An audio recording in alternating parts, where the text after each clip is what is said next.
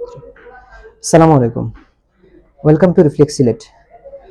আজকে আমরা গুরুত্বপূর্ণ বিষয় নিয়ে আলোচনা করব। বিষয়টা হচ্ছে গিয়ে এফসিপিএস বা রেসিডেন্সিতে আমরা ওএমআর শিটটা ফিল আপ করার ক্ষেত্রে বেশ কিছু বিষয়ে লক্ষ্য করা উচিত। যেটা প্রথমত আমি এসবিএ দিয়ে জিনিসটা বুঝাই যে আমরা অনেকেই এসবিএ ফিল আপ করার ক্ষেত্রে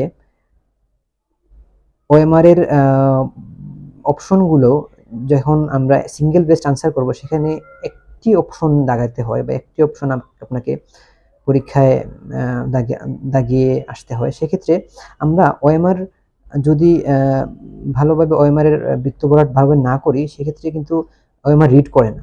তো আমি যেটা দেখাতে চাচ্ছি আমরা অনেকে এরকম করি, যেটা হচ্ছে এই পাশটা এই অংশটা ফাঁকা রয়ে যাচ্ছে, এক্ষেত্রে আসলে ওএমআর প্রপারলি রিড করবে না। তো আমি যেটা আইডিয়ালি আপনাদেরকে বলবো যেটা ফলো করতে পারেন সেটা হচ্ছে যে ওএমআর এর পেরিফেরাল টু সেন্টার অর্থাৎ বাইরে থেকে ভিতর দিকে যদি আমরা দাগাই তাহলে কিন্তু আমরা কম সময়ে পুরো বৃত্তটা দাগিয়ে ফেলতে পারতেছি। আমি আবার দেখাই, বাইরে থেকে ভিতর দিকে আসলে আমরা হচ্ছে পুরো বৃত্তটা দাগিয়ে ফেলতেছি। আর আপনারা যারা ভিতর থেকে বাইরে দাগান সেক্ষেত্রে হচ্ছে দেখা যায় বৃত্তের বাইরে অনেক সময় চলে যাওয়ার থাকে, চান্স থাকে।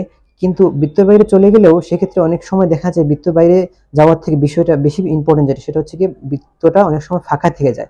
সেক্ষেত্রে আপনার এমসিকিউ আপনি হয়তো আনসারটা এসবি এর আনসারটা হয়তো কারেক্ট দিয়ে আসছেন, কিন্তু সেক্ষেত্রে আপনার ওএমআর সেটা রিড করতেছে না এবং আপনার আনসারটা ভুল বা আপনার আনসার নিচ্ছে না। তো এই বিষয়টা খুব গুরুত্ব সহকারে সবাইকে খেয়াল রাখার জন্য আমি বিনীতভাবে অনুরোধ জানাচ্ছি।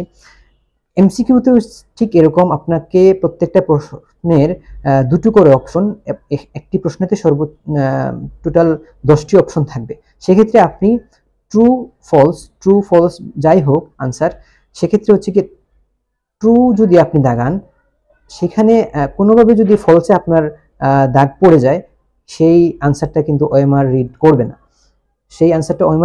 না। কারণ হচ্ছে ডাবল আনসার নেয় না। এখন ধরেন আপনি 5টা অপশনের মধ্যে 5টাই ট্রু অথবা 5টাই ফলস যাই দাগান, আপনার দাগানোর যে বিষয়টা আমি বারবার বলতেছি সেটা হচ্ছে গিয়ে পেরিফেরি টু সেন্টার। প্রথমে বাইরে থেকে আস্তে আস্তে ভিতরে আসবেন, তাহলে আপনাদের জন্য সহজ এবং কম সময় দাগানো আপনাদের জন্য হয়ে যাবে। আর যেটা হচ্ছে কি রেসিডেন্সিতে আমরা নরমালি আমরা জানি যে রেসিডেন্সিতে কলম দিয়ে দাগাইতে হয় এবং এফসিপিএস এ পেন্সিল দিয়ে দাগাইতে হয়।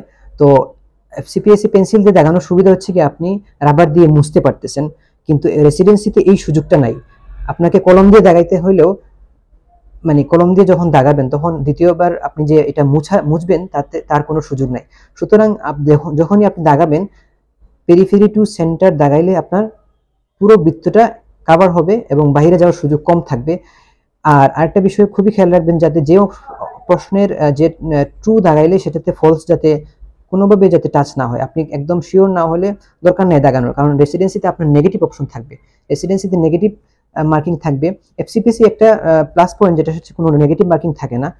তো আমার বিনীতভাবে আপনারা যারা জুলাই এফসিপিএস পরীক্ষায় বসতে যাচ্ছেন তাদের ক্ষেত্রে হচ্ছে গিয়ে অনুরোধ থাকবে যে ওএমআরটা আপনারা ভালোভাবে পরীক্ষা শেষ হওয়ার আগ পর্যন্ত ওএমআরটা চেক করে আসবেন যে আপনি পুরো প্রশ্নটার সবগুলো আনসার কি দিয়ে আসছেন কিনা।